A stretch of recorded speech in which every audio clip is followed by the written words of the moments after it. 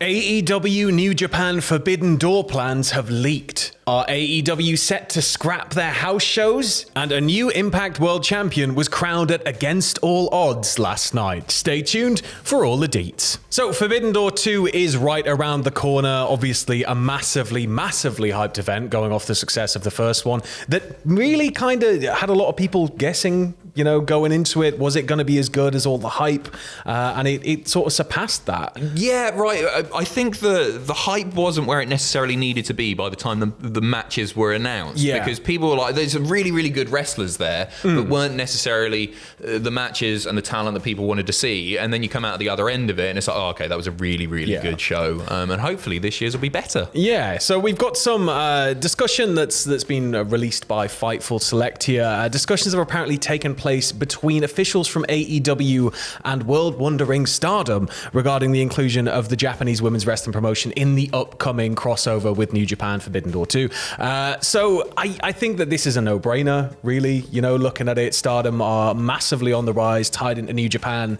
They're going to be wanting to get, as much promotion in the West as possible, just really building on that. And AEW, they're already sort of in there. The foot's already in the door. So one of the key points of discussions apparently revolved around determining which talents would be available to participate in Forbidden Door, considering that Stardom are running their own show the same weekend. Finding a way to coordinate the schedule has apparently been a big topic of conversation, and AEW officials are remaining optimistic about making it happen. This has apparently also happened in 2022. They had a chat. Yeah, they had a bit of a chat. It didn't quite work out. But in terms of sort of looking at the names that would be suitable, I think looking at it, you've got Azumi, you've got Mayu Iwatani, who's massively on the rise, a lot of buzz around her on the internet. Monet, obviously, Mercedes Monet was like sort of the big standout name, but she's not going to be able to compete. No. And she's New Japan rather than Stardom. Yeah, so I think, she'll be more in and around the IWGP scene. Mm-hmm. But, the big name that's kind of standing out to me is Kairi. Agreed. Totally agreed. She's not the champion. Tam Nakano is the champion. In fact, she's holding 2 belts at the moment. But Kairi, if you're doing a show primarily for Western fans, with a big Western pay-per-view buy rate, you would imagine, Kairi, ex-WWE, has achieved an awful lot in Japan as well, but she's super familiar to the AEW audience who will have followed her throughout her career, but probably especially within WWE's remit.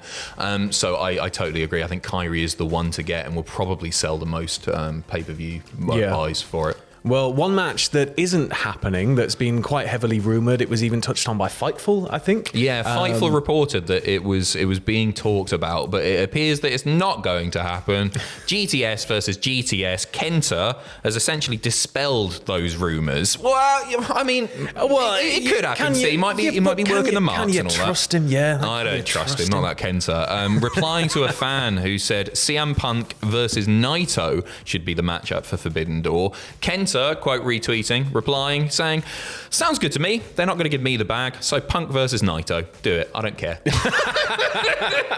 He's wanted this match forever. He's wanted this match for so long. And you know what? I think fans want the match as well. Nobody's going to be disappointed if we get Punk versus Naito, right? That's a great match. It's a fantastic really fun match. However, just give bloody Kenta the match that he's been after for about 45 years. God damn it. Well, keeping it on the AEW side of things, this one is a bit speculative. It comes from the Wrestling Observer newsletter, and it's quite bad news, really, because it concerns AEW's house shows. They ran, apparently, according to the Observer, what may be the last house show for a long time over the weekend, with them adding Collision. I don't see house shows likely, and there aren't any more left on the schedule because of Collision.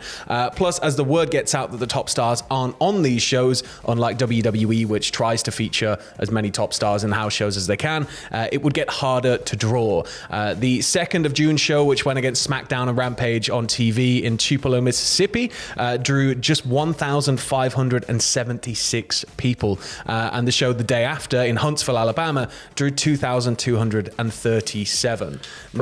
Pretty rough numbers. It's it's sort of, they're not tragic. They're not wildly out of line with some of WWE's house shows. Yeah, it's not like WWE's going to every stop and hitting a guaranteed 10,000 every night. No, sure. But the hype certainly didn't really seem to be there for it, and it was lacking in star power. I looked at some of those match cards, looked at the results for them, and it wasn't who you would probably want to see. You always need, a couple of banner names, because I guess, your house shows tend to be more in markets, especially over here, I guess. They tend to be more in markets where they're not really going to receive a Raw or a SmackDown live. So it's sort of the local people's only chance to really see stars up close and physically go and support them. So I think that, without that power there, it's just a bit sad. But I remember the hype when it was first announced they were going to be, getting house shows on the go, that it was all going to be moving in that direction.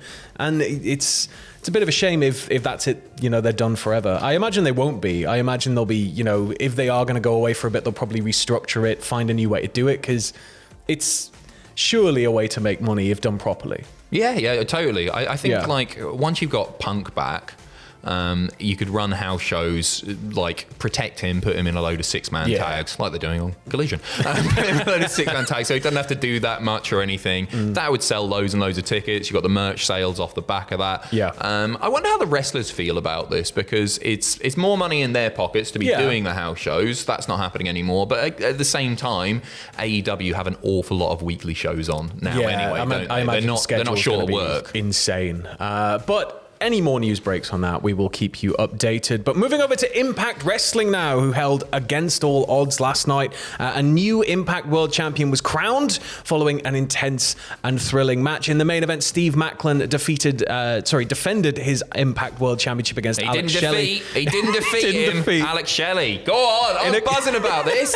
I'm so happy. I love Motor City Machine Guns, one of my favourite TNA tag teams. One of my favourite tag teams, full stop. Jack's still on the ceiling, can't you? He loves them as well. It was a very, very good night for the Motor City Machine Guns. It wasn't just Alex Shelley who picked up the win, was it? No, because we've got a new X Division champion as well. Guess who it is? Drum roll, drum roll, drum roll. Who can it be? Is it Chris Sabin? I think it's Chris Sabin. I can't believe it. So he faced off against Trey Miguel in a rematch from their previous bout at Under Siege. He overcame an attempt to impair his vision with paint, and then went on to hit the cradle shock to pick up the big victory. It's Sabin's 9th reign with the championship, which has got to be a record by this point. Oh, it is. It's the record. Absolutely. He's eclipsed the others. Yeah. Some of the other ones, Austin Aries, I think AJ Styles. Oh, who else? I have 6. Yeah. He's got 9. He's way, way ahead of the pack. Oh, I've got it written down here, actually. Jay Lethal was the other one. Right. Jay Lethal. Trey has been great. I think Trey's really, really talented. But there's probably a fun little story that you can have with both of the guns holding the belts. Surely. And just going back to the bloody Impact World title, I think this was totally the right choice. No disrespect to Steve Macklin. No, not at all. I don't think he ever felt like he was ready for a world title run. Not at this point anyway. He's all right. He's fine. I think he is going to be able to maybe have a more favourable reign down the line, but I think this was, maybe, just sort of the initial proof of concept. Maybe it needs a bit. Yeah, they were put in a tough position around as well, with Josh Alexander being out of action and everything. And Josh had really been holding that company together. And he really did feel like a proper, he was Impact's guy. Yeah. He was their property, wasn't he? And he's so bloody good. Like, heaps of intensity. It's an obvious and cheap comparison to make, but I think it's worth making, that he did have that sort of Kurt Angle feel about him. Oh, yeah. Not just in his, like, ring gear, because he looked a bit angly there, but, like, just the way he wrestled. Yeah, the intensity, everything about it. He was brilliant, and I really, really want to see him back. But if there's somebody to hold the title for a bit, you can do a lot worse than Shelley. It's a flag bearer with a strong history within the company as well, which I think is important with Impact, so... Totally. We may be back in a little bit with any more news if it does break. If not, we will catch you next time. But do stay tuned to the channel all weekend. We've got loads of really, really good stuff coming out, haven't we? We've got a list this evening. We've got a tier list tomorrow. And let's get it right this time. Yeah. We've got a thrilling new documentary about the rivalry between... between Stone Cold Steve Austin and The Rock. It's really good. We've got a thrilling new documentary from JML. Wonderful. Amazing. You can wipe your car with it. Austin Rock, the history of Austin Rock, One More Fight, premiering tomorrow night, 7 p.m. BST. So do tune in. You can set a reminder right now. You got any plans for the weekend, Sam? Largely just work and sleep. Work and sleep. Very nice. I'm painting the fence. So be nice. Yeah, looking forward to it. So I'm going to get going. See you later. Have a good weekend. Painting the fence.